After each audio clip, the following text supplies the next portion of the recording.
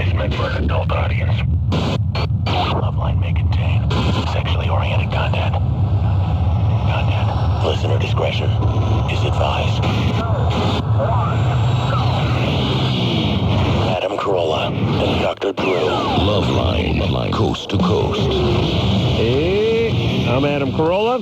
That is Dr. Drew. This is LoveLine, the Billboard syndicated show of the year for the second year running, right, Drew? Oh, there's been a great celebration of that fact. Yeah, you know how that affects our life, winning it 2 years in a row, Drew? It points out to us that nobody gives a good crap about us. That's right, because we never hear anything or read anything. Phone number, 1-800-LOVE-191. Fax number, 310-854-4455. Dr. Drew is a board-certified physician and addiction medicine specialist.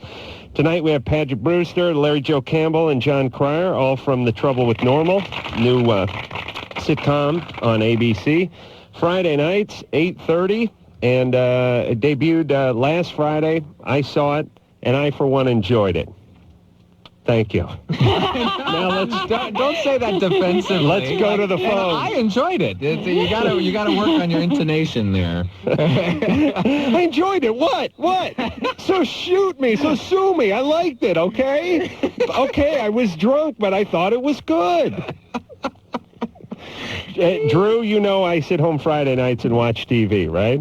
Well, have you continued to, even since they took Sabrina off? Yes, because I light a candle and have a silent vigil, too. Not only that, but Step by Step is really the show. Your weekend is shot. Yeah. I can't believe we're basically dancing on the grave of Step by Step. You really are. What was Step by Step? How dare you? I'm sorry. Excuse me. I apologize. That was Suzanne Summers vehicle. Yeah. With what's his name? Patrick Duffy. Patrick, a man from Atlantis. Oh my goodness. Yeah, they're so winner. Yeah. and Sasha Heifetz. No, Sasha Mitchell. Oh boy, now you're digging deep now onto the roster. Hey, I'm going on Who Wants to Be a Millionaire one of these days, and I'm going to win. I have said this many a time with Step by Step, which was, that show ran for like 8 or 9 seasons, and people on season number 7 must have gone to Suzanne Summers and said, do you ever want to get back into television, into doing a primetime series, or are you just pretty much content with the infomercials and riding it out that way? I mean, how many people you figure went to Suzanne Summers and says, you want to go back and do a sitcom when she's in year 7 of a primetime series? How uncomfortable must that have been? Oh, nobody saw that show. Who watched? I watched. Okay. Friday nights. Giving me a bunch of guff for not knowing what it was. TGIF&F. While America slept, that show ran I was for home. 7 years. The trouble with Normal is, basically, why don't you guys explain it? I could explain it. I could explain it. Well, I'd love to hear your explanation because. Well, okay. The layman. There's four guys, and they're all pretty whacked out, but in a TV way, not in a real slit your throat. I'm a junkie, and I have very bad skin way. But that, I think I'm Napoleon way. Yes. And I've said to Drew many a time, think what a utopia this would be if we could get, crazy people could go back to thinking they were Napoleon. You know what I mean? Instead of attacking you at the ATM and putting like a rusty shiv in your side, they would just walk around with that big hat with the tassels hanging off it, planning on invading Russia. What? Those were the days when crazy people just thought they were Napoleon. But these are 4 crazy guys. And Paget is this social worker, therapist, way too good looking for a he therapist. did see the show. Way. Hey, excuse me, I have a hot therapist. I just want to say that. You do. I've not seen her in a couple of months, and she's concerned. She called me with this concerned thing saying... Move in tighter on the mic. I'm sorry. I'm Is this tight enough? John's talking about his hot therapist. John. Your personal, very pretty lady. Your personal therapist My is hot. personal therapist. Distracting?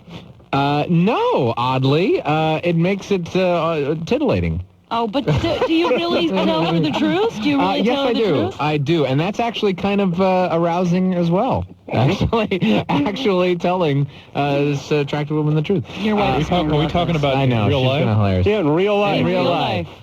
Yeah.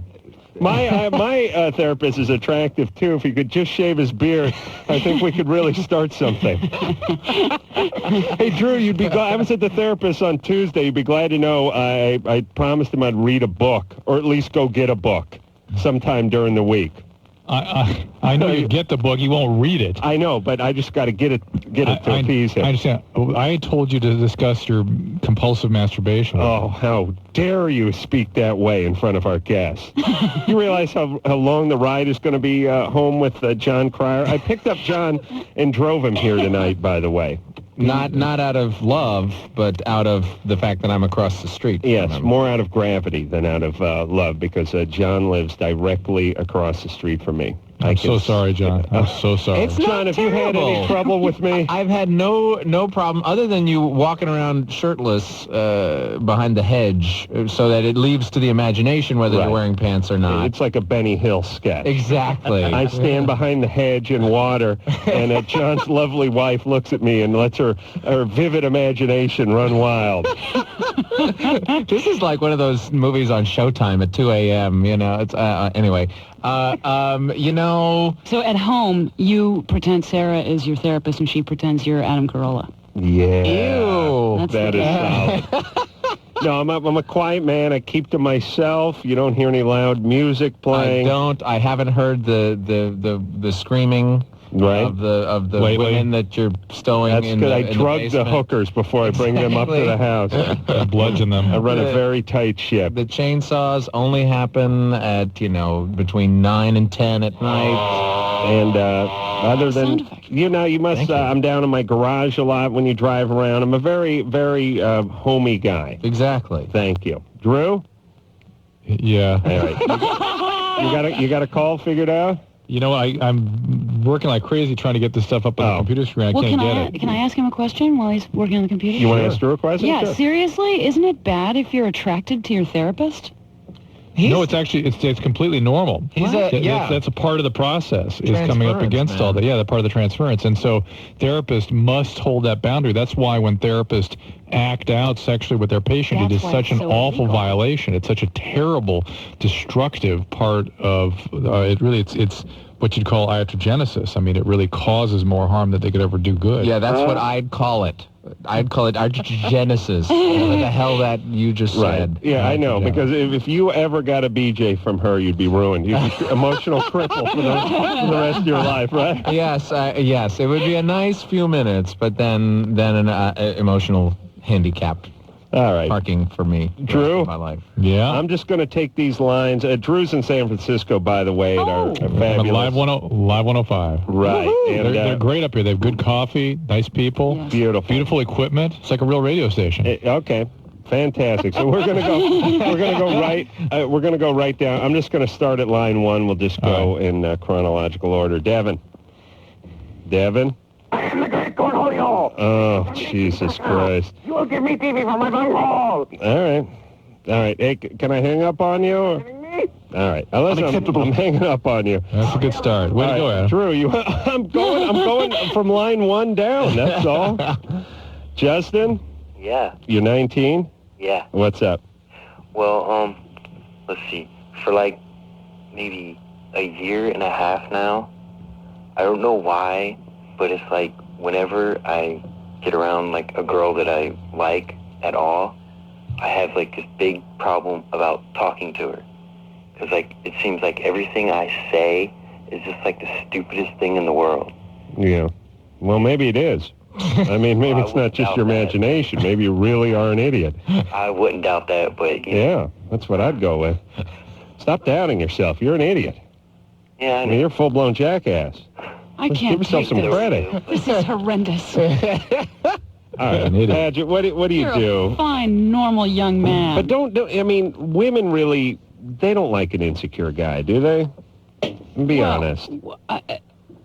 No, no, in the sense that everyone is insecure, and yet if you display I like an your insecure woman. Men prey on insecure Yes, I look at Right, that as a that's weakness, and I look at a woman as not a potential lover, but an opponent. I see that weakness. I see an opening. I try to exploit it.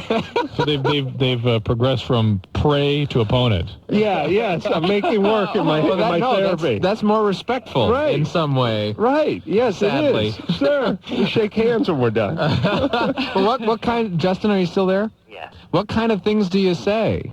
I don't know. It's like sometimes I'll just like my mind will go blank and I'll just say whatever comes to mind. But that's fine. That can actually be very charming. Yeah.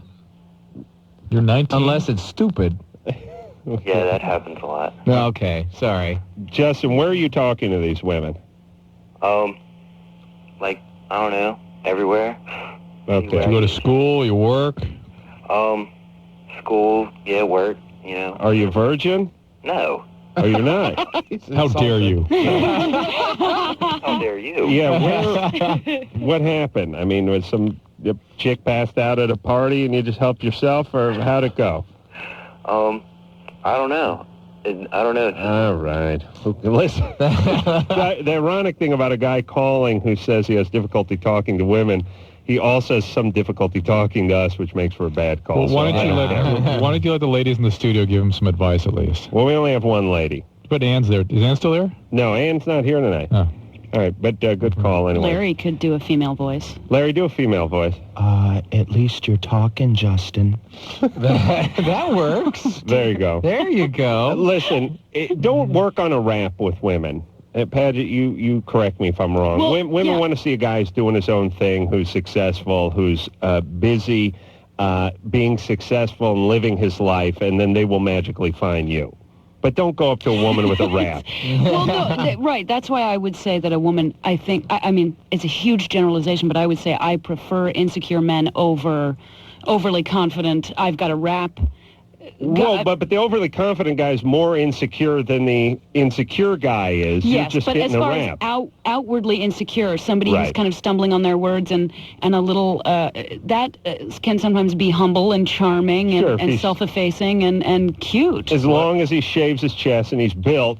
But what drives an IROC Z? What if the rap is an insecure rap? Ooh, see, good. I see. Good. You can spot that. Guys do that all the time. The fidgety sort of. Oh God, yeah. That they don't. You're so beautiful. They don't know, how to talk to you. You can see that. You know they've worked on that.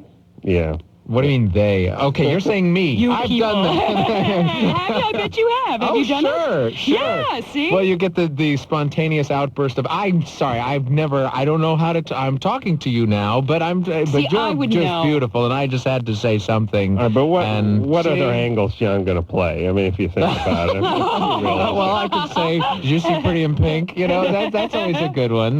Whip that one out. I'm an independent filmmaker.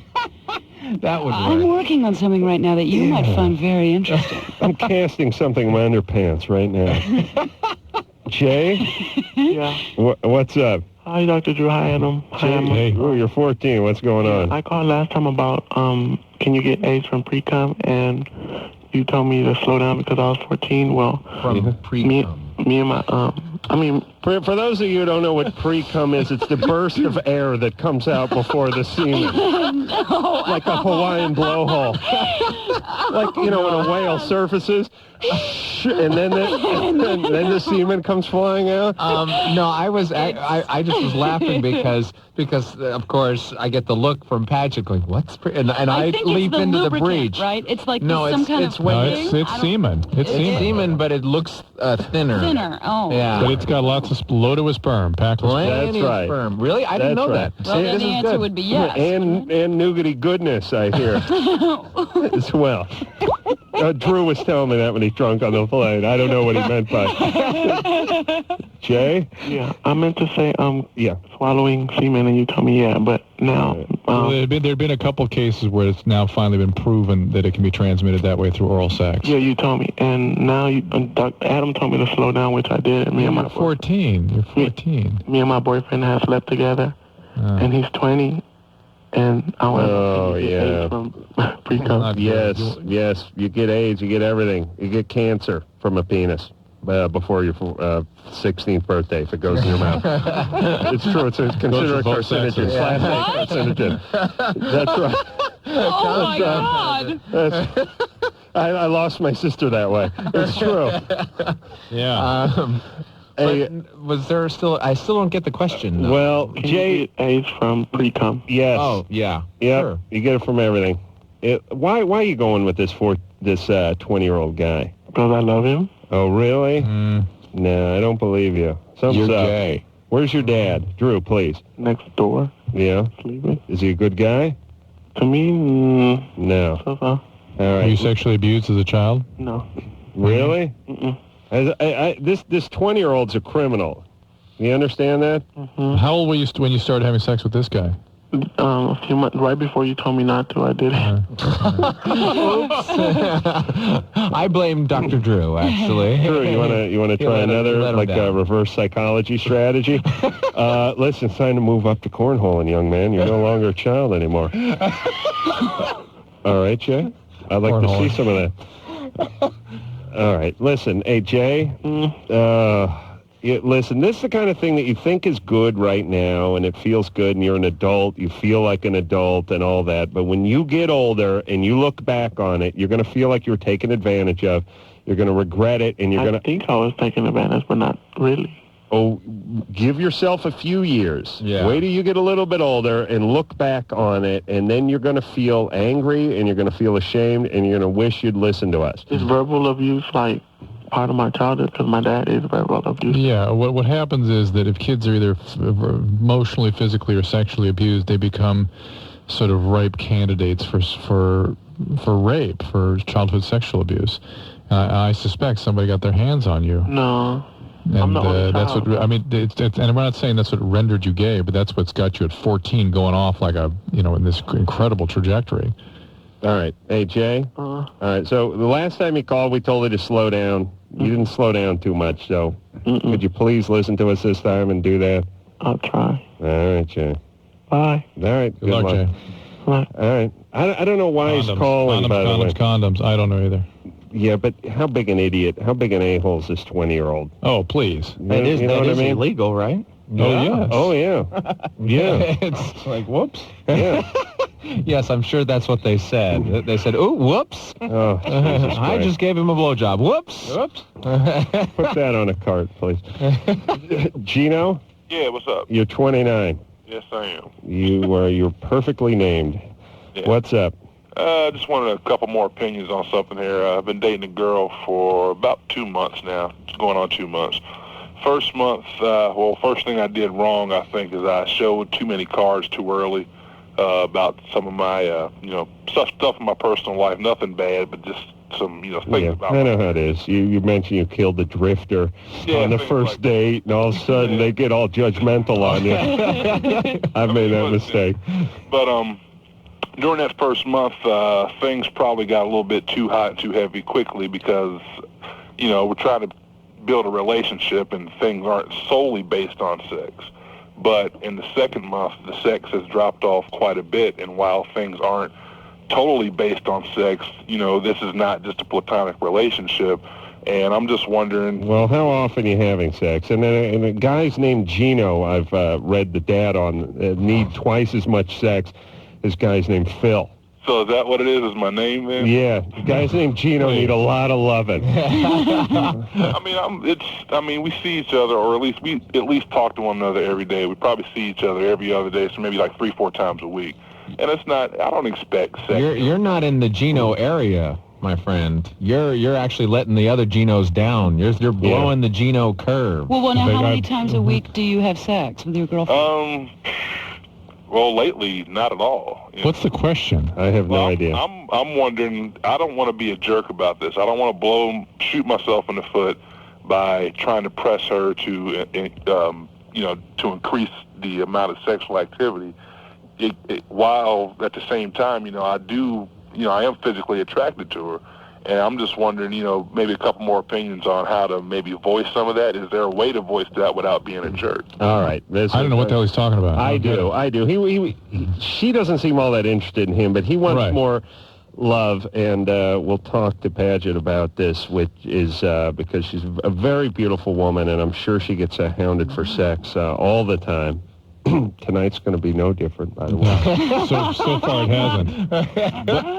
But women hate being hounded for sex. Mm-hmm. What they want, if a woman cuts you off sexually, she's looking for you to change your behavior, not bug her for more sex. Am I right? Or she wants out. Or she wants out. Like it's just not a relationship that's working out, and they rushed into it too fast, or he did, or they were trying to, quick, let's make this be an everlasting, and he got a little needy, a little grabby, but either way, he has one card to play, and that's the start being a good guy card, not try to convince her to give him a BJ card. Yeah. But he's got to... Yeah. Listen, it's important to pretend like you're listening. Yes, exactly.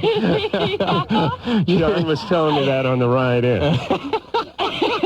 His strategy for radio? It's important to pretend you're listening. Feign attentiveness, he said. Yes, exactly. But this is what women complain about all the time, is that men aren't romantic, whatever that means to that particular woman. Yes. And he's got to figure out what that is. And right. It's mostly being available emotionally and just being attentive and making him feel special. You have to ask, too. You have to say, look, it's not that I need it every minute, but I'm curious, is there something going on that you want to talk about? Or No. Horrible. It works. That's not the strategy. Most men would not do that, and that would work. No. That would work. Because if she wants out, it gives her the opportunity to say to him, really? This is what's going on, and I don't know if... See? Because women are raised to be nice all the time, and don't... See, Adam? Yeah, but wait a minute. Between that and the sensitive rap, I get over like nothing you've ever seen. Do you think Gino is going to be able to pull that off, that conversation, without getting into... I don't know. Come on, whatever money I got in my wallet, I'll give you right now for just a quick reach around. Come on, it's not you were going to say poison. BJ again. I almost said BJ, but I switched it up on you. Like a great pitcher. Changed it around. You think fastball, I come with curve. But the fact and that then reach around. And then I throw in a handy every once in a while.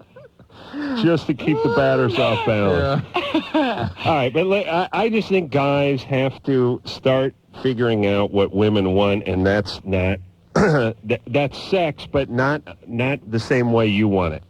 And what I mean is you have to start being attentive, you have to start listening, and you have to start being sort of present, and then you'll get some. Maybe. But then there are some men that would say, if he backs off now and doesn't call her, she'll flip out and think he's moving away, and then she'll come after him. So he can do that too. Yeah, okay, that's a good one. A or B, Gino? Don't you think? Yeah. I hate to say it, but women, they fall for that. We'll take a little break. The Trouble with Normal is the name of the show. ABC Friday nights 8:30. We have a little more than half the cast here, and we'll be back after this. Oh yeah, everybody now. LoveLine will be right back.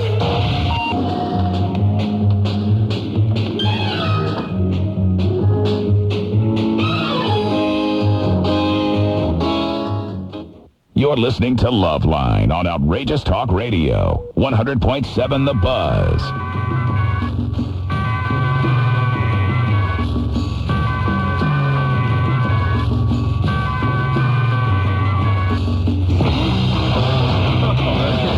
I want his job. Paget want to know if I wake up at 3 in the afternoon.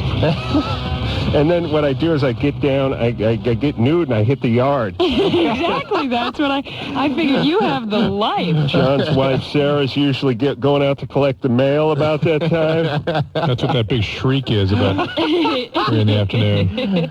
She secretly digs it, I'm sure. Oh, yeah. No, I'm sure she doesn't. She is the coolest chick on earth. Yeah, she really is. Yes. She really is great. We talk through the fence, and we always make some plans about getting together, but it never happens. No. That's the great thing, because she keeps the link alive and makes sure that it's impossible to actually follow through on. One of these days, I'm going to get drunk and get my pellet gun out and do some serious damage. Some serious damage to the Cryer household. Just steer clear of the woodwork, okay? The mahogany is tough to replace. That is beautiful. John lives in a beautiful home up there, Drew. Beautiful mahogany woodwork. Neat. Yeah, not like that 80s trash you live in. This is real. This ain't the Pergo family hut that you're in over there. This is real old-time craftsmanship. You understand that, Drew? I understand. Okay. Dick. John Cryer, Larry Joe Campbell, and Paget Brewster are all here from The Trouble with Normal. That is Friday nights, 8:30 on ABC, part of the new lineup with the Finnegan men and the Norm and the Brennigan guy trio. What the hell? Two guys and a girl. Two guys, a girl, which is, I like to call it the little show that could, because nobody put a lot of stock in that show 14 years ago when it hit the air. I had you on it. I was on that damn show. I guest starred on that show. Really? Yeah. Hey. Yeah. So did I, actually, once. Yeah, I played myself. I wasn't convincing, but I was all over the show. Remember that, Drew? Ridiculous. Thank you. All right. And Norm, which is a show I like, not because it's a great show, I just love Norm Macdonald. I really do. And not as a human being. He's a horrible alcoholic gambler. But, well, he'd admit that. But he's funny. I like the guy. I like that Laurie Metcalf, I must say. Yes, she's talented. All right, Drew, we ready to keep rolling here? Just keep going, one number after the next. All right. No special order, as you say. All right, you don't have your screen up there in San Francisco? No, it's driving me insane. Sam? Yep. You're 18. What's up? I masturbate once every 2 to 3 weeks. Oh. Congratulations. That's How old are you? 18. You can do it more. Yeah. Yeah. I don't know. I don't even think about it more. And the worst thing is, I'm not having sex or hand jobs, blow jobs, anything. How old are you? How old? 18. Well, 18. you just may not have the most pronounced sex drive. That's, I mean, I don't know, Dr. Drew, is there an area that you have to hit, know, in your terms belly, of... I think. Sometimes I was just going to say, statistically, is there an area you have to hit in order to be a normal human? I'm not sure that, that number must be out there, but it's not something that's sort of usually discussed. All right, wait a minute. Well, this is the place to discuss it if ever there was a place. For an 18-year-old once a day, come on. Yeah, I'm scared you have a tumor. I think it's more like 2-3 times a week. 2 or 3 times a week at 18? Median average, yeah. No way. No way. I understand you and your friends were on some sort of holy tear. Yes, you'd be thrown year after year. You would have been thrown right out of our club, and we would have demanded our jacket back. You're no longer one of the jackers. The jacker jacket? That's right. That's right. Rip the stripes right off the lapel, slap you across the face with the gym sock, and it's back to your house. But is our caller still there? Yes. Yeah, I'm here. You on any medication? No, I'm not. Do you have any medical problems? No.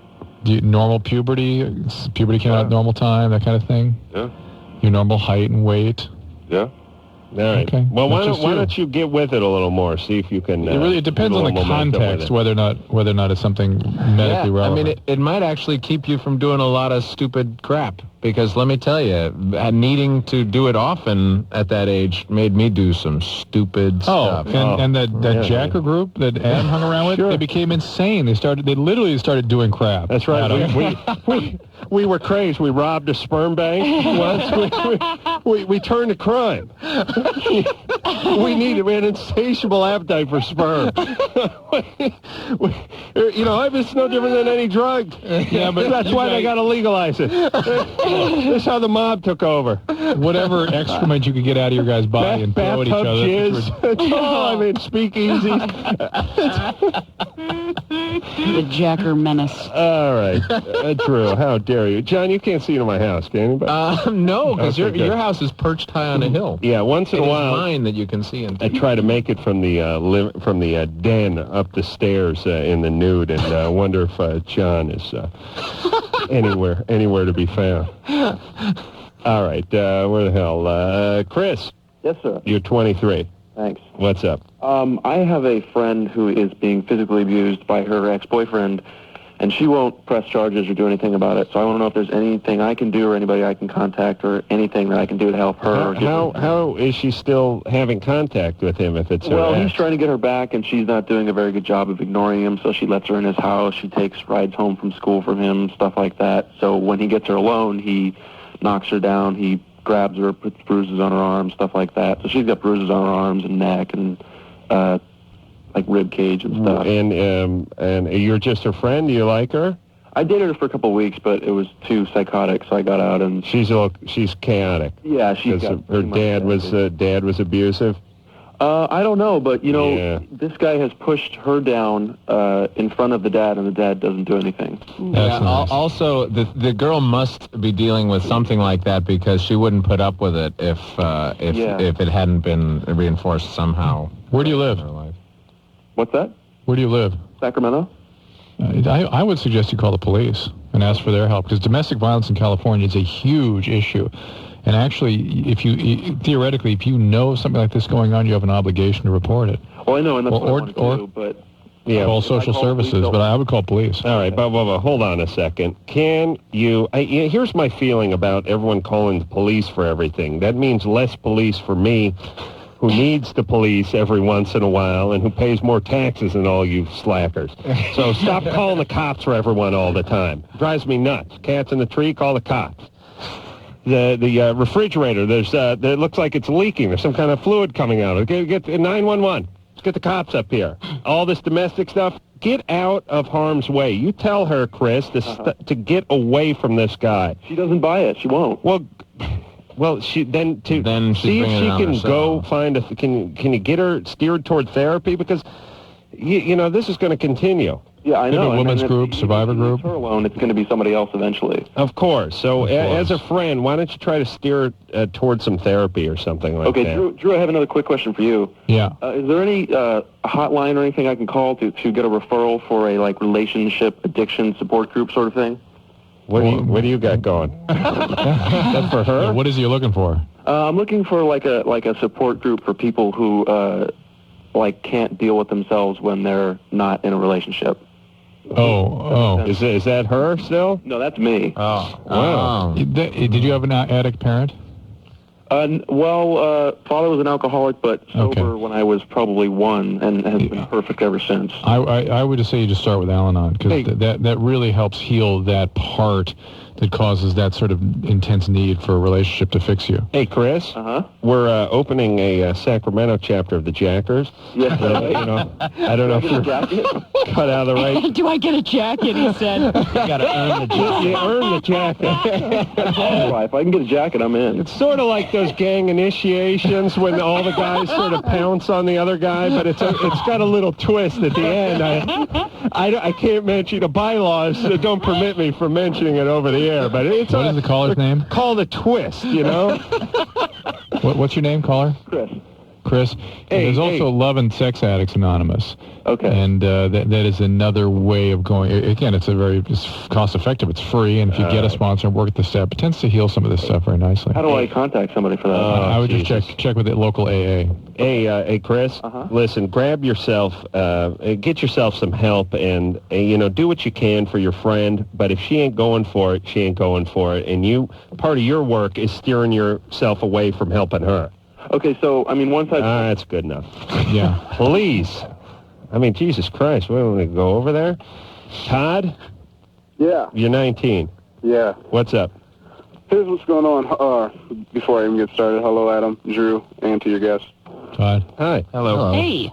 Yeah, okay. All right. Hey, Adam, do you figure Todd's going to last till 40? Just Todd. My theory of, no man named Todd over the age of 40. Mm-hmm. So you're all there's no grandpa, old man Todd. There's no old miner. Would you shut up? Shut up, idiot. Jesus, people act like I don't have a button that can just cut them off. It's the best part of this job. Chelsea? Caller goes by the name of Chelsea. You're 14. Yeah, I have a question about herpes. All right. Before I lost my virginity, I've seen this blister-looking bump on me, down by my vagina and everything. It wasn't herpes, though. Well, I know, but now they're worse or something like that. They're more. How old are you now? 14. Hey, you're sexually active? Drew. Yeah. And do me a favor, grab a scratch pad there and write everyone's name and age down. You know please.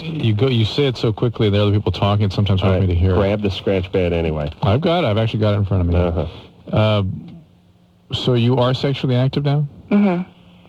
And listen, if you're sexually active, you need to go have a pelvic exam, right? Right? What's that?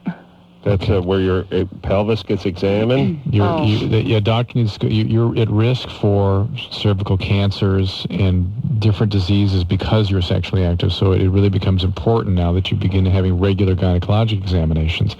No, I think the probability of this being herpes is very remote because it's the same thing you had before you started having sex. Well, what do you think it is, Drew? Just like a Bartholin cyst or sebaceous cyst, something like that. She doesn't know what herpes looks like. Yeah, but it should hopefully motivate you to go in and get your regular pap smears because you need to get contraception and you need to get checked regularly if you're sexually active. How old is the guy you're having sex with? Well, I'm not having sex with anybody right now. Oh, you just had a little slip up? I guess. Okay. That's all right. How old was he? 49. How old was he? What, the last person? Oh, okay. No, the combined age of the last two guys. 106. Okay, listen. Hey, Chelsea. Uh-huh. And I'm going to give this message not only out to you, but everyone who calls this goddamn show. I know you think of yourself as some sort of riddle that we want to get to the bottom of. Here's the point. We don't care. I'll hang up on your ass. Start answering questions or we hang up. That's it. I'm not interested. How old was the guy?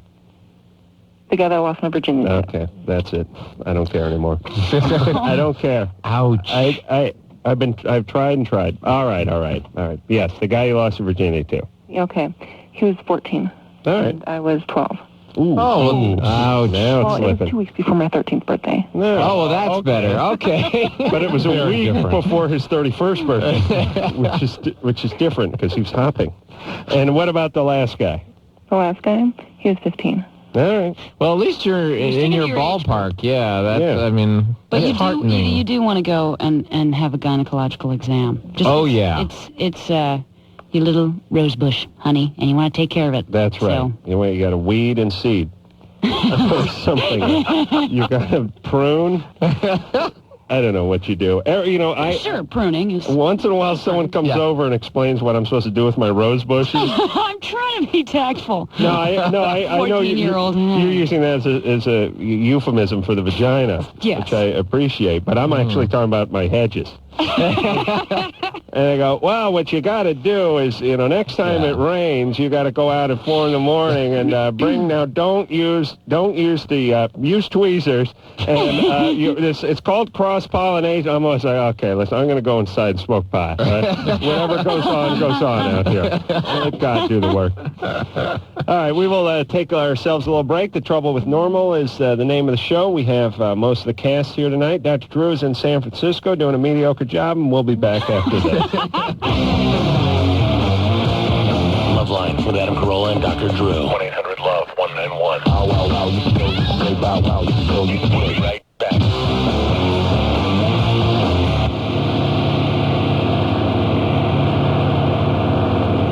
You're listening to LoveLine on Outrageous Talk Radio. 100.7 The Buzz.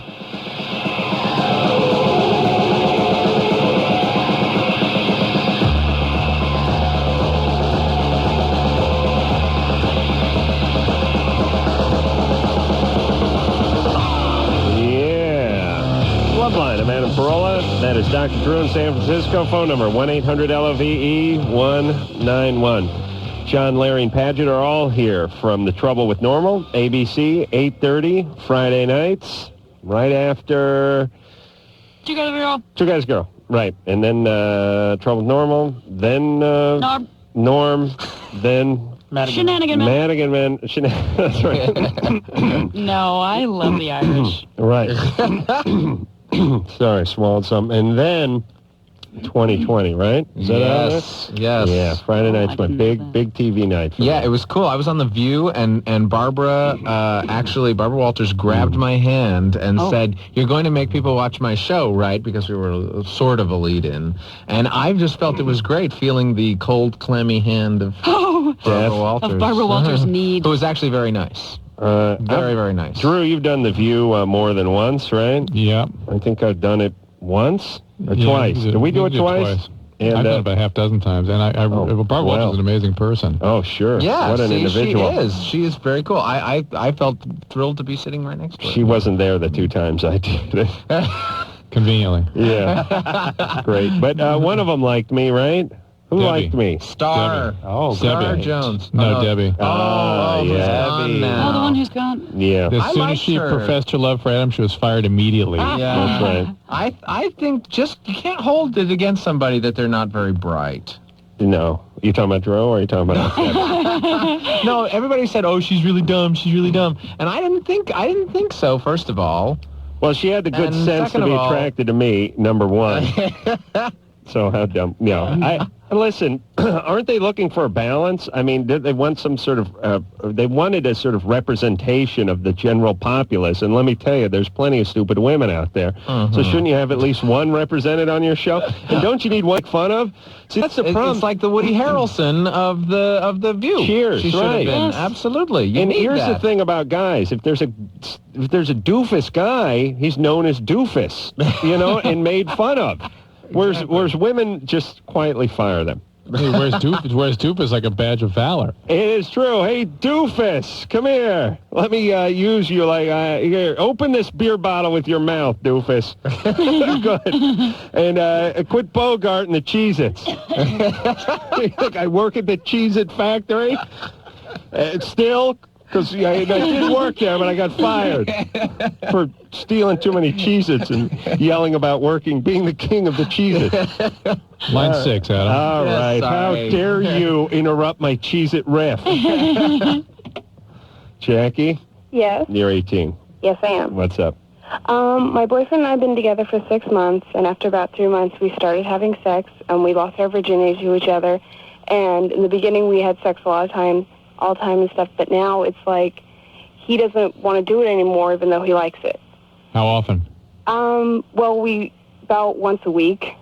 It's just a little below average. How old is, for an 18? He's how old 19. is he? 19. That's well below average. And Again, is he on medications? No, he's not. And how long did you say you were together? Just 6 months. Yeah, it shouldn't be dropping this fast. Yeah, usually that stuff's emotional. Usually that's for a woman, for a man, not quite so much. Well, you see, because I used to initiate it, and he didn't like that because he thought I was a bit too forward in that. So I said, okay, fine, you have to initiate it. And so he's like, okay, whatever. That's when it just stopped. Yeah, And it's like, I no. tried that too. Initiate it, and now. Go. I would, but I did the hand countdown in 5. Action. All right. Now, that was good for first try, but let's try the initiation again, and this time have fun with it. Come on. All right, so it didn't work when you cued him to initiate.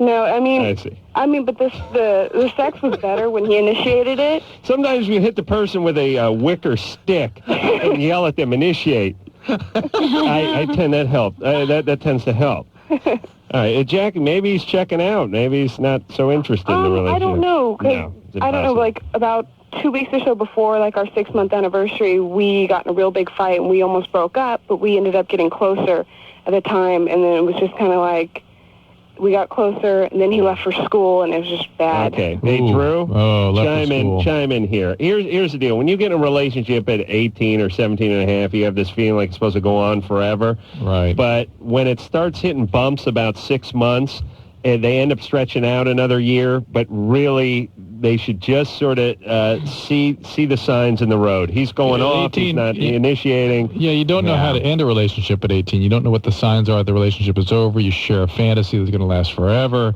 Right. And if 5 years from now you wouldn't let this relationship last 8 weeks. Yeah, that big fight you had the other night should have ended with one of you saying, I don't think this is working anymore. But it didn't, and consequently, it's still sort of up in the air. But it is true, and it's weird. I mean, remember when you graduated high school, you made all these announcements that you'd be back every month to visit all the teachers.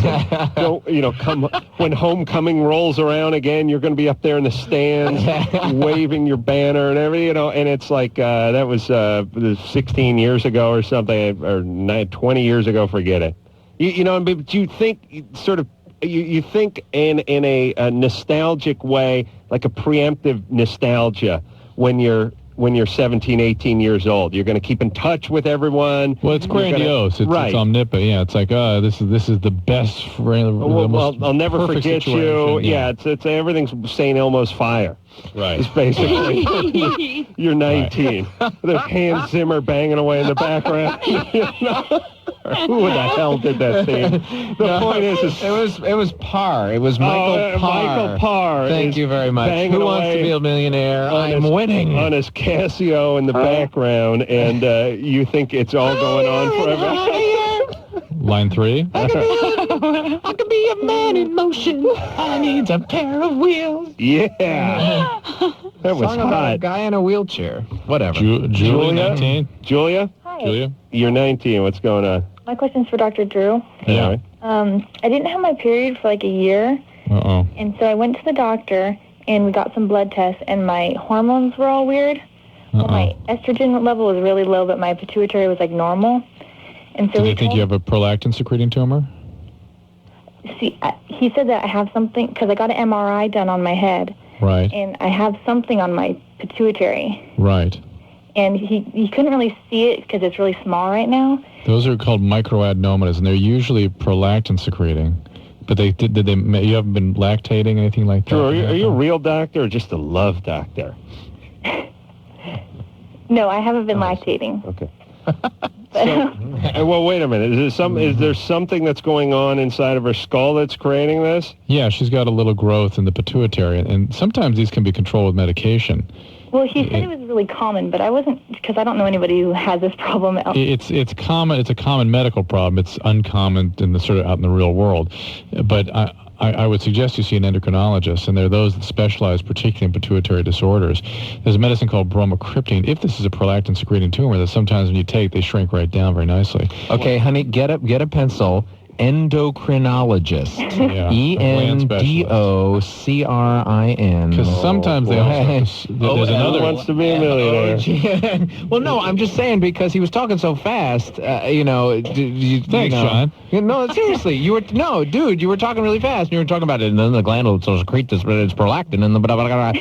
And give the girl a chance. She's got to find an endocrinologist for crying out loud. Write it down, woman. Write it down. Okay, I got it. A cantaloupe-sized tumor in her brain, Drew. How is she supposed to focus? They used to actually go after these and surgically remove them. They're less likely to do that these days. All right. Well, they can control the medication. Julia? Yeah? Talk to a specialist. Okay. And stay endocrine, gland specialist. All right. Well, can it cause problems with having kids later on? Because they put me on the pill, and so I have my period, but yeah, they should be able to. No, you should be able to have restored fertility. Okay. Okay. Thank you. Yeah, all right. Hey, Drew, where are those glands? All over the place? Which ones? I don't know. They're always checking your neck. You know what I mean? Those are lymph glands. Those are different. And then you got the ones under your armpits, right? Those are lymph glands. The endocrine system is not the lymphatic system. That's very different. Well, wait, is the pituitary gland above your ear? No, it's right in the middle of your head, right in the middle, like behind your nose, kind of. Oh. Nice. All right, so I could get to it with a chopstick and a 40-ouncer. and a drill. And a drill. That's, I don't want to give away too much, but part of the initiation of the Jackers. It has to do with the endocrine gland. It really does. All right, we're going to take ourselves a little break. We'll be right back. LoveLine, we'll be right back. Call on the 1-800-LOVE-191.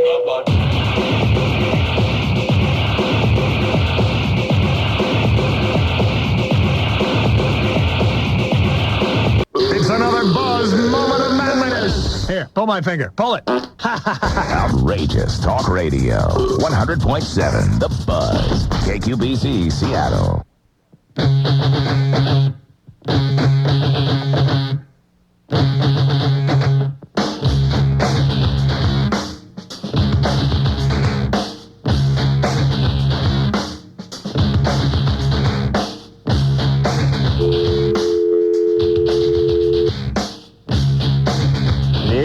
It is LoveLine. I'm Adam Carolla. That is Dr. Drew. Dr. Drew's in San Francisco, but he's got the calls lined up on the computer over there. Is that true, Drew? That's true. Fantastic. Phone number, 1-800-LOVE-191. Fax number, 310-854-4455. The cast of The Trouble with Normal is here tonight. John Cryer, Larry Joe Campbell, and Paget Brewster are all here representing the show. Please. Friday nights, 8:30, ABC. All right, Drew? Yeah. You got a call? David, you're 16. What's going on? Yeah, my girlfriend is turned on by gay porn, and I want to know if that's normal. No. No? Well, I know it's kind of normal for guys to be attracted to lesbians, although I'm not myself. But I wonder if that was like analogous with girls. Hold on, have you been sucking ether or something tonight? I'm just kind of nervous, nationwide radio. I see. But it's interesting that she's attracted to gay porn, isn't it, Adam? Because David has a little touch of that in his vocal You're gay. cords. Hey, David, are you gay? No, I'm not. A little bit? Nervous and gay are easily mistaken for each other. You know how it goes. Right. Well, no, it's not normal. I don't think for women to be into that, but I don't think it's nuts. I mean, some women dig what they dig. Right. Sometimes that which is taboo is what turns women on. And Very if true. she was raised in a place that said gay sex is wrong, then it can be kind of dirty and titillating to watch it. Mm-hmm. Right. Yeah. Were her parents religious? Not really. They're just kind of, they've gone to church, but they're not real religious. Are they gay men? Pardon? Are they gay men? I was being facetious. I'm sorry. I apologize. So they're Why not... does David sounds 29. Yeah, David, are you really 16? Yeah, I am. What size is your shoe? I'm a 15. Size what? 15? 15. Oh, 15. Oh, you're 16? It'll be size 48 by the time you're 21. Yeah, I'm 6'4". Really? Oh, see, that's it. Yeah. Playing some basketball at school? No, I don't really. You got a little lurch in you. Right. Speaking of gay, how would you like to have a little lurch in you? I mean, that sounds like a gay man's nightmare. You're right. Yes, That's the gay porn title. You're wang. I got a porn movie called Madam's Family. It was hot. I can lend it to you if you're having a trouble with the old lady. no, I know what it's like with the kid and everything. Kind of puts a damper on the porn watching. I'll tell you what we could do, John. We could easily work this out. John Pryor's my neighbor. I could work out very easily from my upstairs office just a pulley and nylon string, and all I need. Well, I'm thinking like an alligator clip off the end of the pulley, sort of like the you have on the end of a jumper cable. And whether it's a jacket for the jackers, or a porn film, or maybe just some laundry that needs to be done, cup of sugar, whatever it is, just boop, slide it right on into your office over there. I think that's a great. It would work very easily. Neighborly idea. Used condoms. You just got to get rid of them. Right. No, You don't want to do that? You can already see too much of my life. I'm scared. I'm deeply frightened. Aaron's 21. Yeah, hi. Hello to everybody. Hello. Yeah, now for about 3 weeks, ex-fiance left me about 3 weeks ago, as I just said. There was a possibility that she had been cheating on me. I had caught her in a way just really, really physically hugging some guy. If she wasn't cheating, why did she leave? She said that she needed her time and space, and a lot of which I think was consumed with the fact that she had just started a new job with a lot of pressure in it. And a new relationship. Right. Yeah, and her best friend had just moved in. And we were together for about 2 years. Yeah. What's the question though? How would I go about truly finding out if something had happened? Because I think that if something did happen, she wouldn't tell me because she doesn't want to be on my back, on Aaron, let it go. Why do you need to know? Why do you need to know? Just out of personal curiosity, I guess. I know, but I'm just that type of person, but also, I rang her through. With so many fights within the last of it. I really put her to the test to see if she would break. Right. Congratulations, fantastic. And you did it. And she never actually confessed to it. She held up. She's smart. Yeah, she'd make a good prisoner of war. I'd be thankful you're not married at 21. Yes. Yeah. Hey, Aaron. He doesn't want to be married to you. Aaron, okay, let me say a couple of things. Just be quiet. You got that 21-year-old guy energy. You want answers to questions you really don't need the answer to. Believe me, if you did find out she was cheating, that would not satisfy you. You'd need to know all the details and who the guy was and the whole bit, and then it would haunt you. Okay? Number two, her work schedule and her new roommate and all that kind of stuff are BS. We've talked about this a million times. If someone wants to be with you, they will be with you, regardless of the work situation or the roommate situation. Women will make it abundantly clear when they want to be with a man, and that is that will be paramount above and beyond everything else. And if they don't, they won't, and that's the bottom line. You can imagine, though, Adam, with that energy, the only way she could get out of that relationship probably was cheating. Right. He probably had her locked in. Boy. Right. And women, because they want to spare guys like Aaron, because they realize guys like Aaron will go off the deep end if they tell him, listen, I'm not in love with you anymore. I'm in love with somebody else. I'm sorry you're hurt, but you have to move on with your life. They start backpedaling when guys like Aaron come on, and they go, no, I still love you. No, I need time to think. I'm confused. I got a new roommate. And to compound things, the roommate has a cat. And I think its name is Mittens. I don't know Mittens. It's stressing me out. I don't know Mittens from Whiskers. Allegedly a honorary member of the Jackers, which is not a group I'm familiar with. All right. So she wants out. Listen to the actions, everybody, in every facet of life. Your boss can fire you and then tell you to do the work of 10 employees and the greatest person he ever met. But if you're fired, he don't want you around. And it's same with a relationship. Jay, of course, I take none of my own advice in my personal life. Jay's 26. What's up, Jay? Hey. You know, I've been on and off with this girl for about 2 years. Mm-hmm. And the reason that I can't stay in the relationship is because we keep having sex. It sounds crazy. But I really want to save that because I think it's sacred. I want to save it for marriage. But you didn't. Yeah, but see, I didn't. That's the thing is I'm all talk and no action because I talk about these great ideals.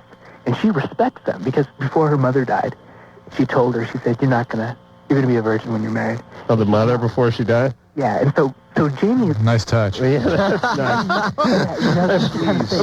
By the way, I owe Visa $4,800. But the point I wanted to make is she's... Your dad's gay. He killed himself. He didn't die in NAM. Whatever. She respects... Yeah, whatever. But it sounds like the two of them are reveling in how full of it they both are. Oh, my God. Yeah, Jay, how many times would you reckon you've had sex with her? Oh, 20, 30 times. Okay. And it's not an issue with her. I mean, she believes it. All right. Well, what's wrong with you? What's wrong with me is that I do have a conviction in my heart that it should be something that is saved for marriage. Why don't you see if you can get a little out of your heart and shove it down your pants? You get a little conviction down there. The thing is, I have been, and the thing about it is I've been all talk and no action. Yeah. Hey, wait, Jay. Are you one of those guys who picks at your hair? What's that? No, not really. Now, what's wrong with you? I just have a very strong set of beliefs. No, you have nothing. A very strong set of beliefs. Well, actually, Jay, you're whacked out. What's up with you? Are you supposed to be on medication? No, I went without sex for from 17 to 24. Yeah, me too, but it wasn't for lack of trying. And, since it was here, I model, I act, I get girls. Great. All right, so you're gay. Listen, Jay, what is wrong with you? Hey, what do people say is wrong with you? There's something up with you. You got some energy. You got some weird energy. Yeah. You know what I'm saying? Well, you know what I mean? Yeah. All right. Well, what is it? People say I'm eccentric. Right. Yeah. That's nice for crazy. Gay. Have you had to be hospitalized? Never. No. Okay. You ever try to commit suicide? No. What about your parents? Let's see. My dad was a professional athlete. My mom, great lady, raised me with good values. All right. And did you ever know your dad? Yeah, really well.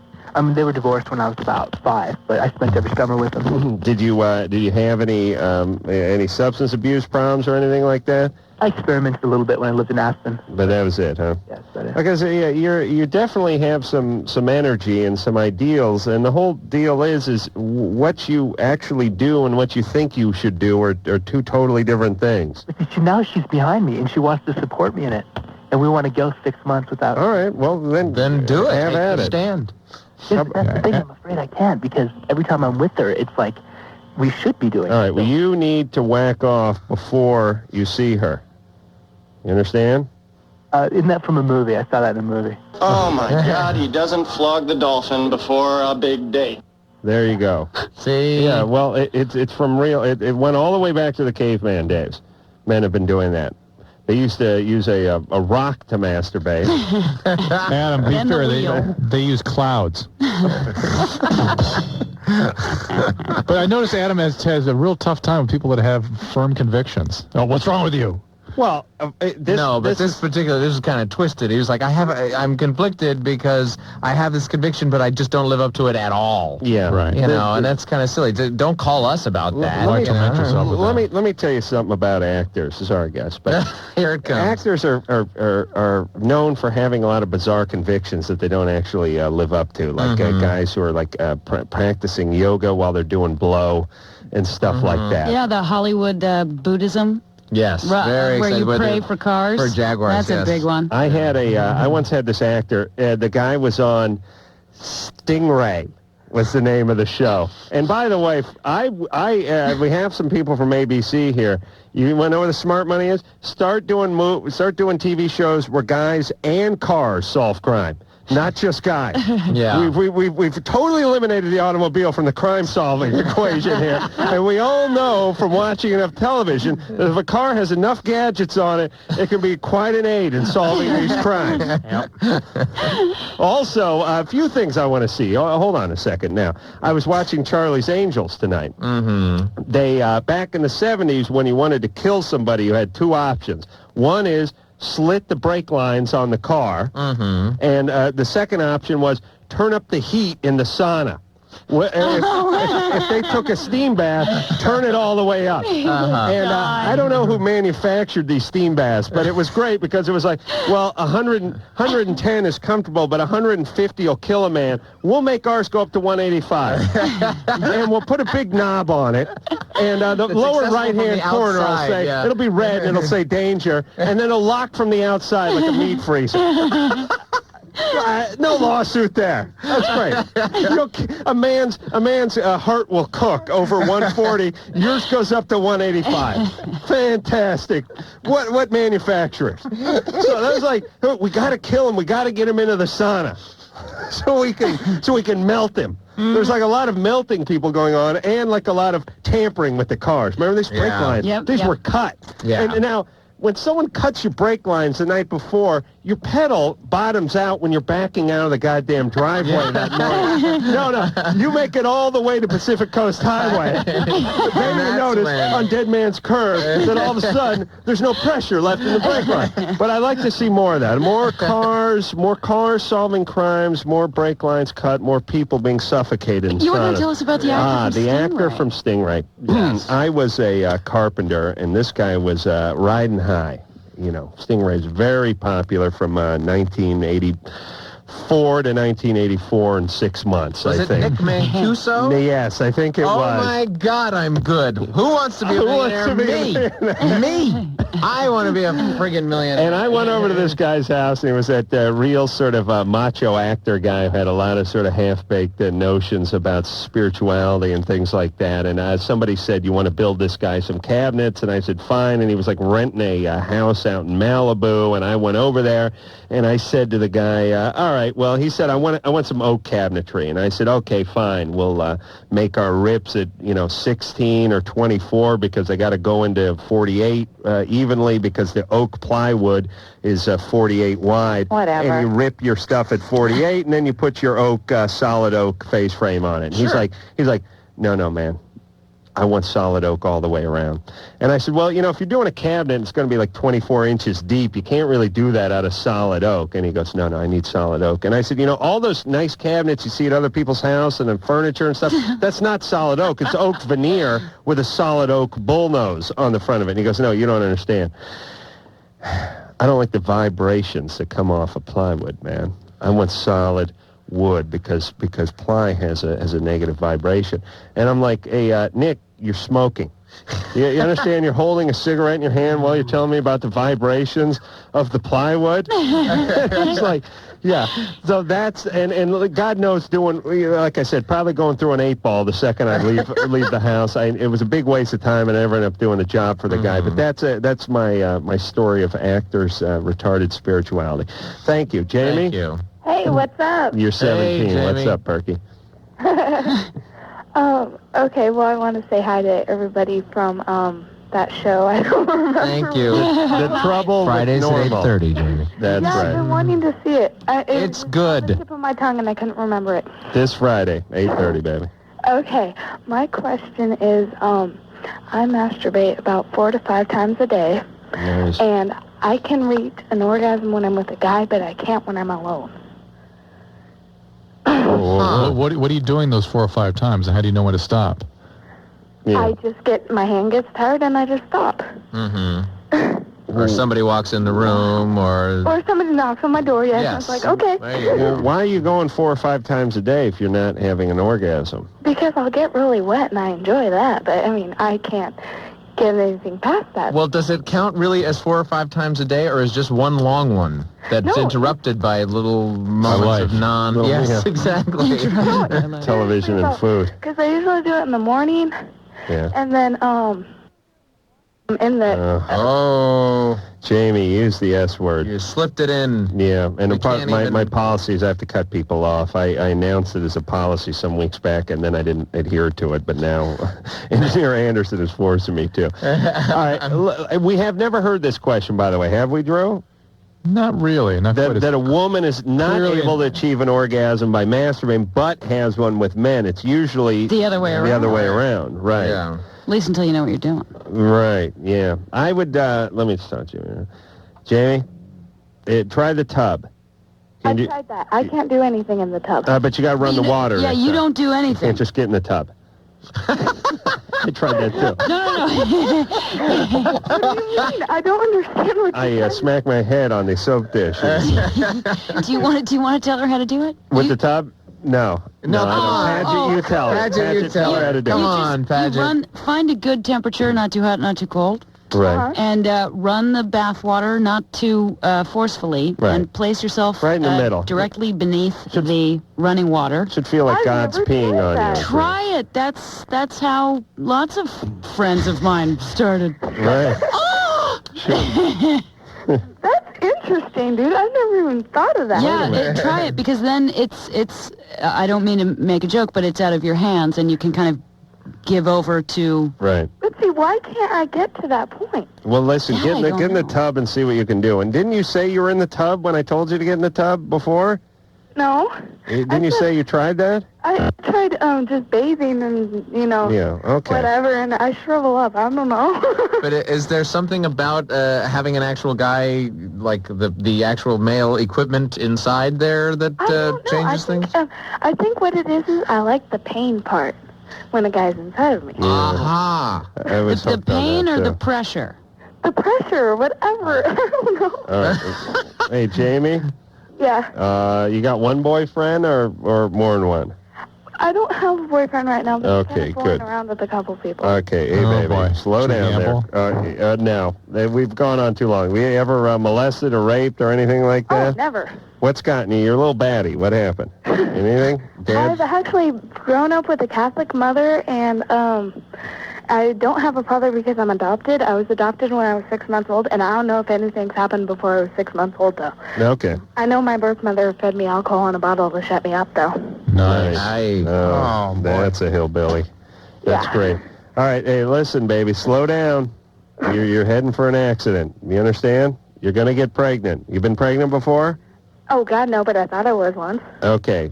Just slow down. Remember how that felt? Remember it was pretty scary. Yeah. Well, here's the thing about all things that involve intercourse. They're forever. Kids, forever. Yes. Herpes, forever. AIDS, forever. It's all forever. You know what I'm saying? Mm-hmm. Except for crabs. I mean, crabs. Yeah, that's cool. No, I mean, that's no big deal, right? Besides crabs. But they're around. So the point is don't screw up, because it will be forever. All right. Drew? Yeah. What do you say, buddy? Let me take a break. You do? You want to do that? Wait, do you have to pee? Yeah. You do? Hey, Drew? Yeah. I'm not kidding. When you pee, and you pee at a urinal, and they have those holes, do you try to see if you can go, like, let's say, 2 counts in each hole? You know what I'm talking about? I'm not sure that I'm counting, but I'm definitely going in the holes. You're going for the holes. Oh, absolutely. And you don't focus on one. You try to see if you can get all of them, right? Yeah, at least a few of them, yeah. I mean, do you see if you can get all of them? Do you guys know what I'm talking about? I know what you're talking about, but I don't go. Great. Usually there's a plastic web over part of it. I know. Well, that's where the skill part comes in. I'm not going to reach in and move the plastic.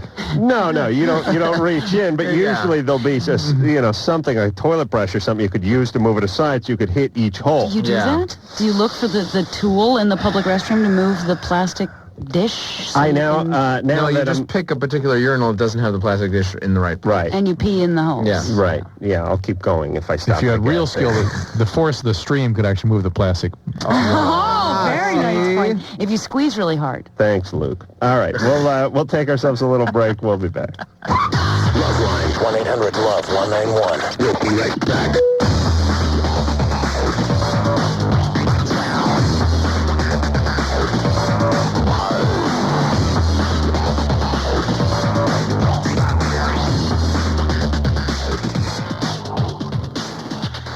You're listening to LoveLine on Outrageous Talk Radio, 100.7 The Buzz.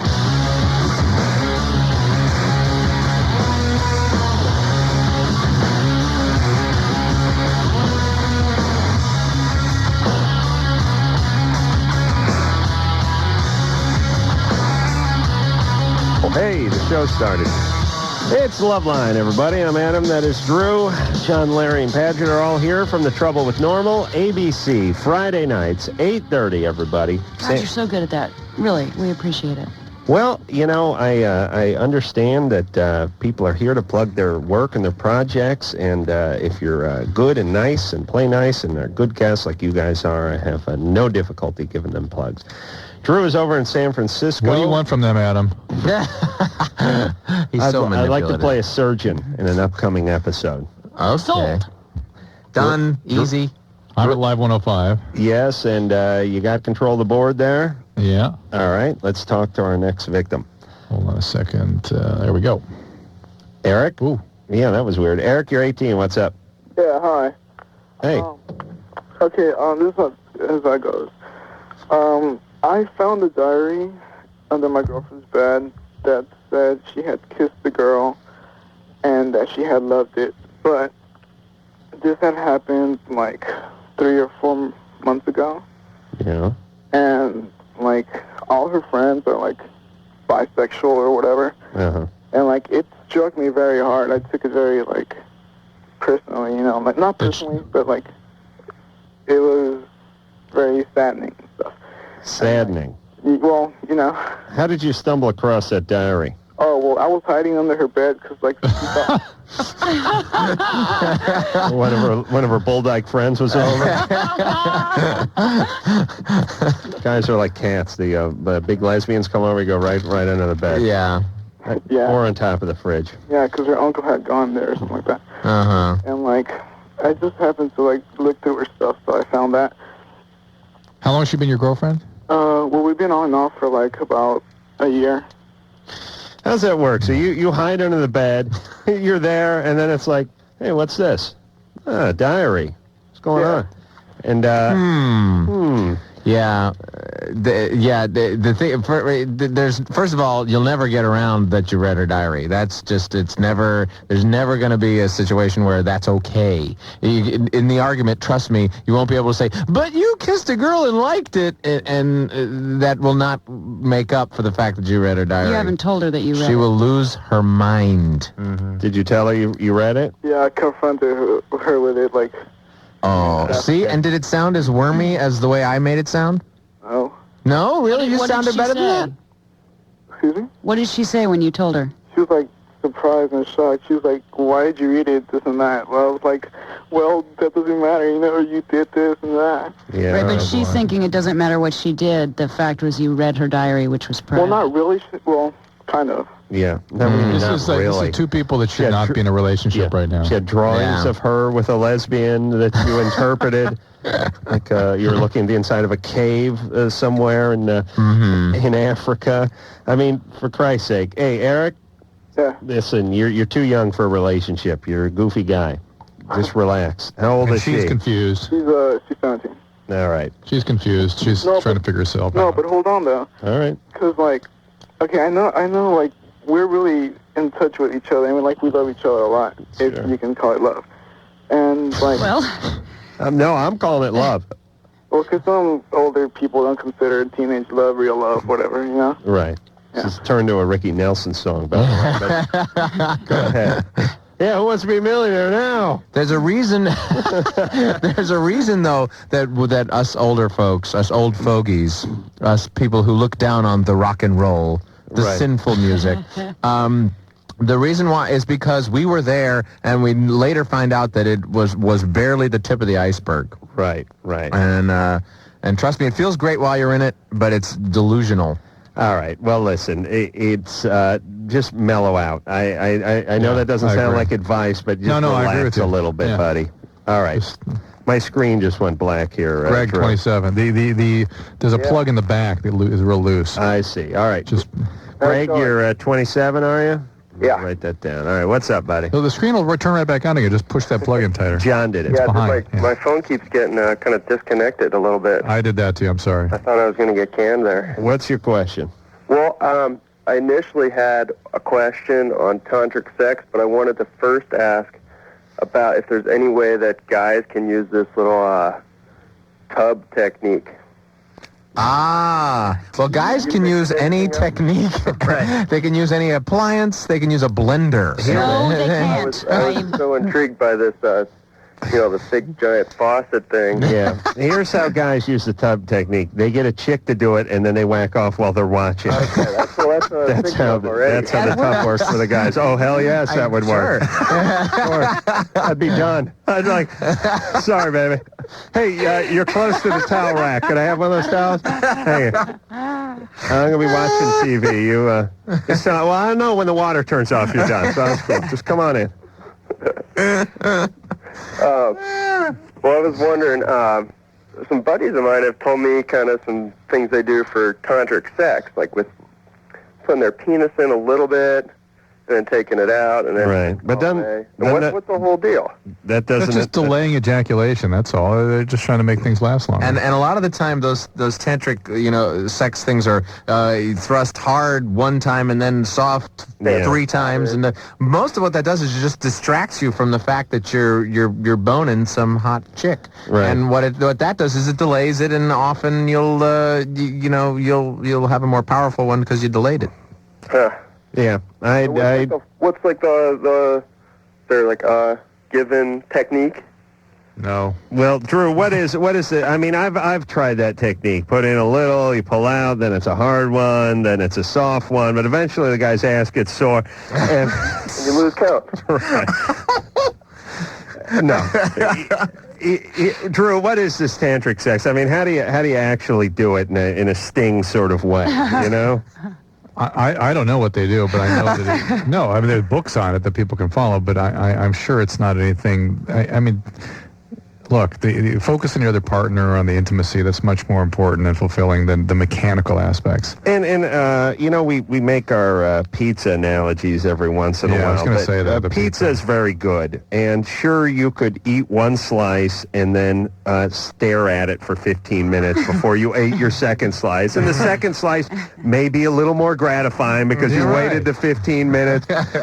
Whatever weird ritual you wanted to do, but the reality is it's not going to get much better. It's good the way it is. Just eat up. Enjoy. Thank you. Scott? Find a new position. It's called intimacy. Yeah. I forgot about that one. It's Drew getting very sanctimonious on it. New position. It's called intimacy.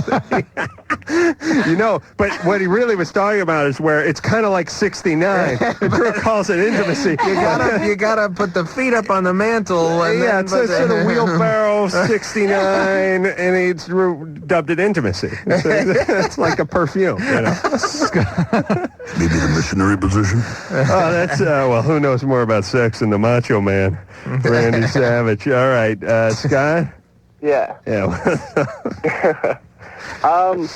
I used to use a lot of drugs in the past. And, Sorry. Oh, listen, John. And I had a total sex drive and everything, and then I stopped using, and all I do is smoke weed now. And since that time, like, every time a situation, like, I think about, like, girls, but every time, like, it's about to happen, like, I'm about to give the girl or something, I just instantly, like, it seems, like, disgusting to me. Like, what drugs were you doing?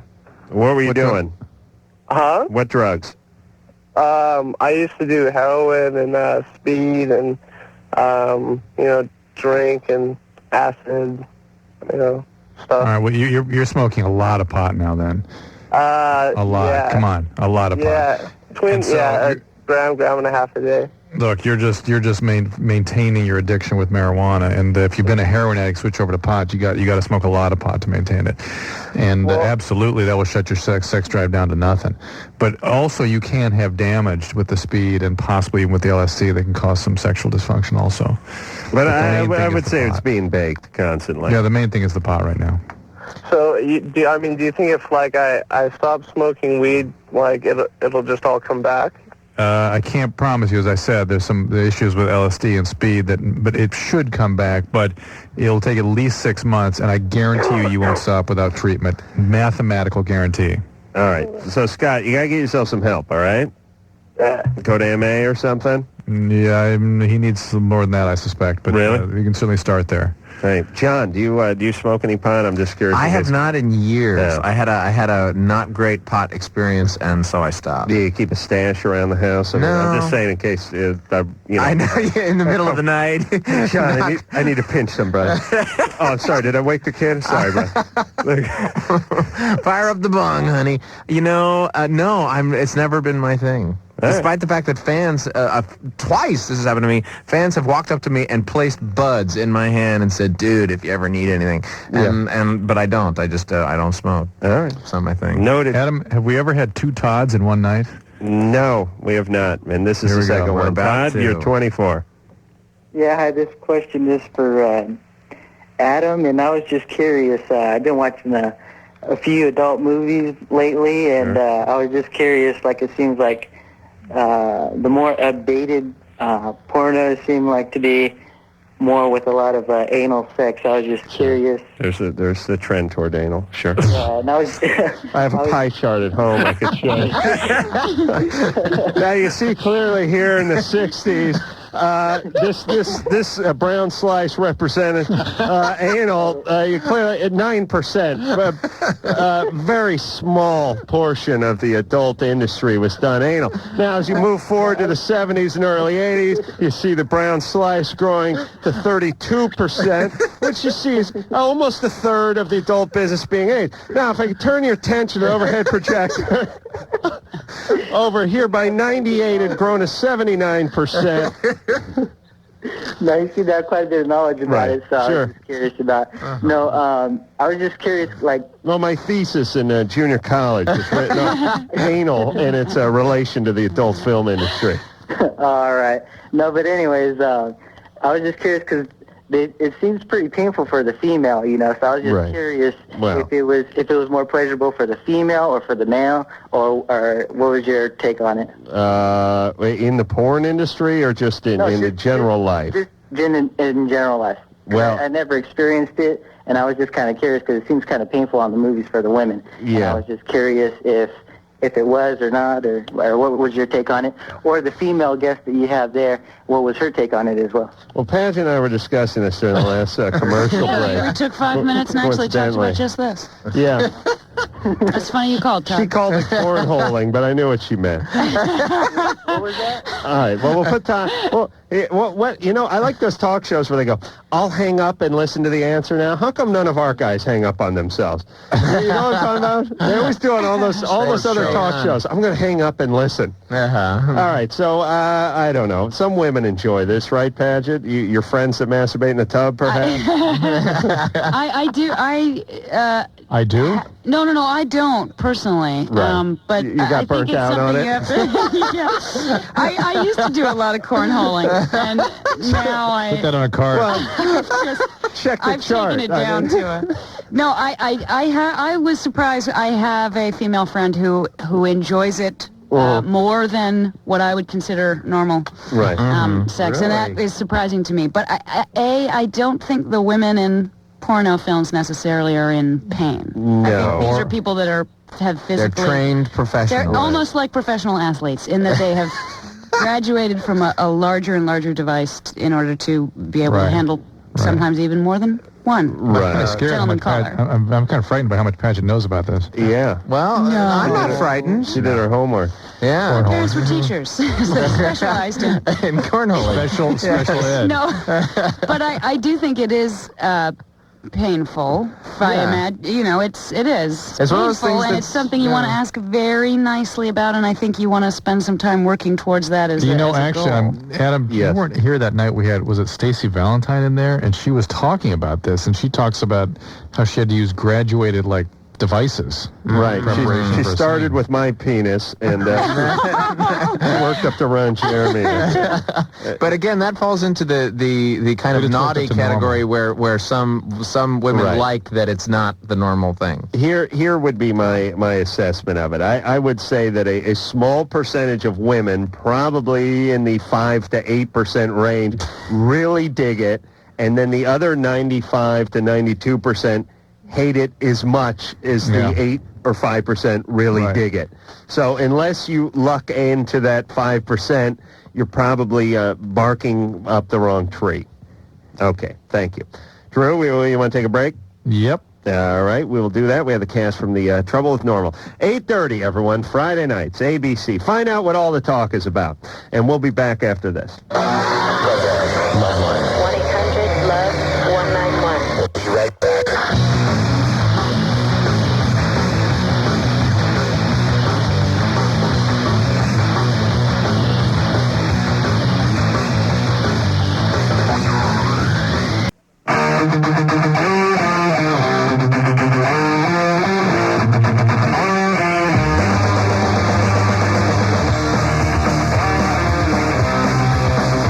Ahoy, you mateys. Oh, no. I'm Adam Carolla. That is Dr. Drew. We have Larry, John, and Paget all here from the Trouble with Normal. ABC, everyone, Friday nights. That'll be the night after tomorrow, 8:30, right? And smack dab in the middle of, are they calling it something? I mean, it used to be TGIF. Now they're something? calling it, yep, it's Friday. Swear to God. Really? Wish I was kidding. Genius. Really? Get on that mic. Sorry, That's I'm all right. forgetting. Are they calling it Yep, it's Friday? It's the first time John's done this show, by the way. So. Yeah. I was born and raised on this show. I'm a troll in the studio. I never leave. I never leave the building. Well, John, you've been in the business for quite some time. I mean, right? I mean, how old were you when you first started going in this business? I first started going. I was 4. And then you stopped. I was that kid. I was that kid on the Brady Bunch who they brought in when the ratings were sagging. The little Oliver kid. I was Oliver. No, I'm kidding. That was Robbie Wrist. I am going on Who Wants to Be a Millionaire, and I'm going to. But okay, now who can tell me the name? Nick Mancuso. No. Wait, we talked about this. The kid who was on the Partridge Family. The other kid that they brought in when the show was dying. And all right, and he sang those songs. It was Ricky something. Ricky, I don't know. Oh yeah, I've opened up a can of worms now. But my point being, I was 4. I did a commercial. That was when I started, and so there you go. All right, and Drew. Yep. How old were you when you got in this business? I was a fetus. Have you got in yet? I'm not sure if you're in. Are you in now? No, I'm not in. I'm still not in. Kim? Yeah. You're 19. What's up? Hi. I had a question about HPV. Right. I had Warts. a friend. everybody. That contracted it about a year ago, Mm-hmm. and I just want to know how it's spread. Like, is it just sexually? Yes, almost exclusively, yes. Oh, okay. That's just about it. And again, there's a lot more information coming about the warts these days, that there are certain subtypes that may go away, may have for 3 to 5 years or so, and then spontaneously they resolve. And the people that have that particular subtype are not necessarily at such high risk of, say, cervical cancer as those for whom the warts persist.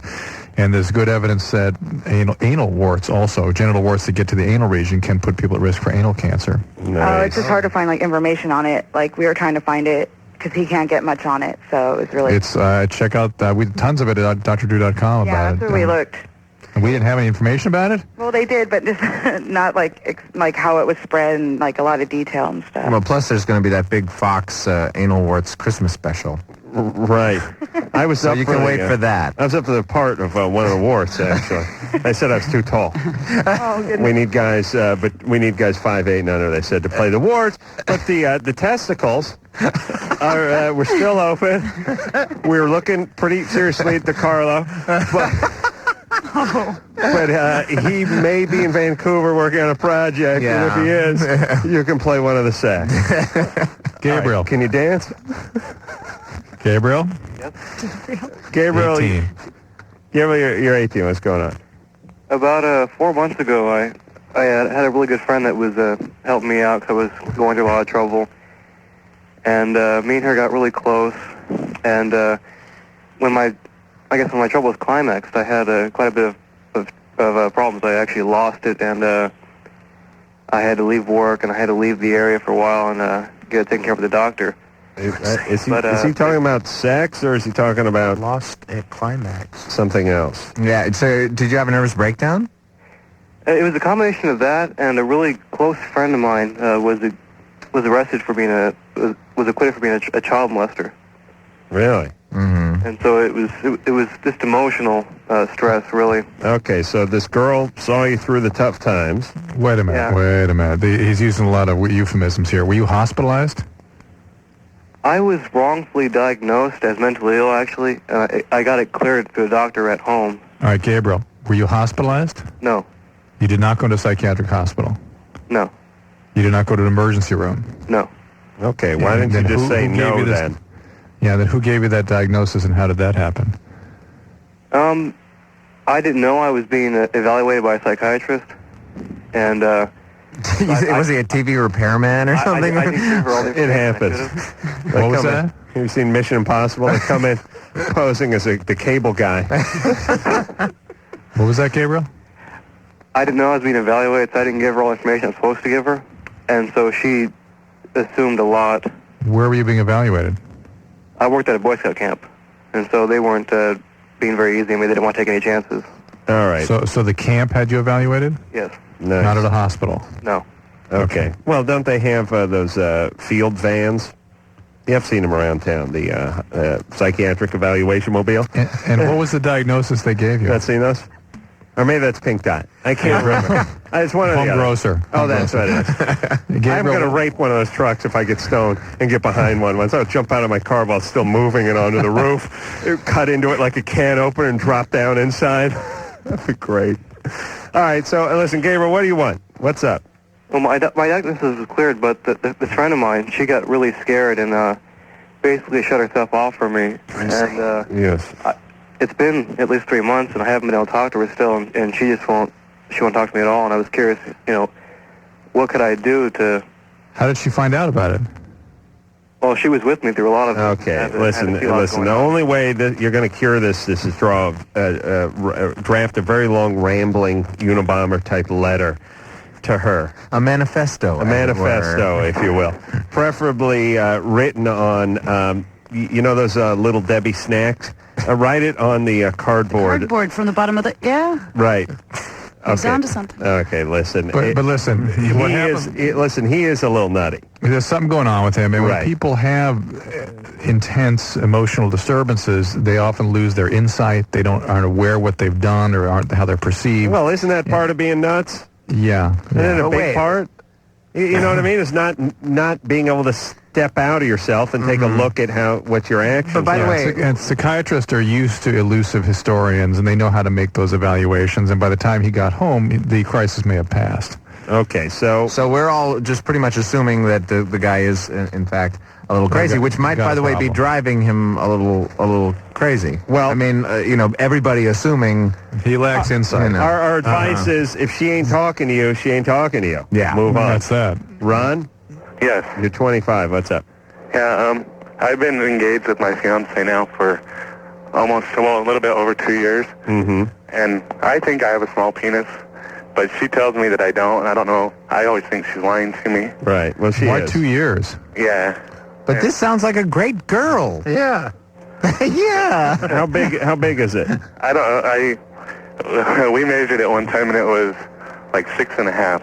Oh. Listen, I am so sick and effing tired of these guys calling in with their alleged small penises that measure bigger than mine. Yeah. I want to take a knife to these guys. I know, it's like, oh, my friends made fun of me. I was a laughing stock of Jewish camp, blah, blah, blah, blah, blah. And then you got a good quarter inch on me. All right. But 3.5 inches. But dare you? But the real thing is, guys that are preoccupied this way, especially where it's a distortion, it's not reality. It's a symbol of their esteem, of their stature, quite literally, and they really need to get to work on themselves and their lives. And for the penis is just a symbol of something else. So he wanted to hear it from us that he was just fine too. No. Huge. Yes, and massive. Yes, you could kill a woman. But here's the point. Women don't care so much about this. I think. It's a factor, but if you harp on it, it's more the sort of insecurity that they're bothered by. Yeah. All right, we're going to take a little break. We'll be back. Hello, this is your radio. LoveLine will be right back.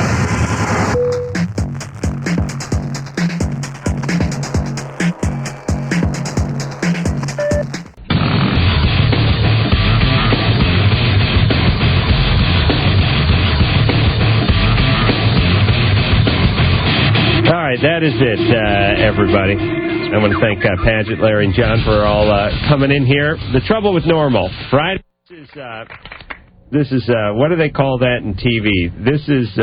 Must-see? No. This is something viewing. They call that thing appointment viewing. Yes, you make an appointment. You call ABC. TiVo.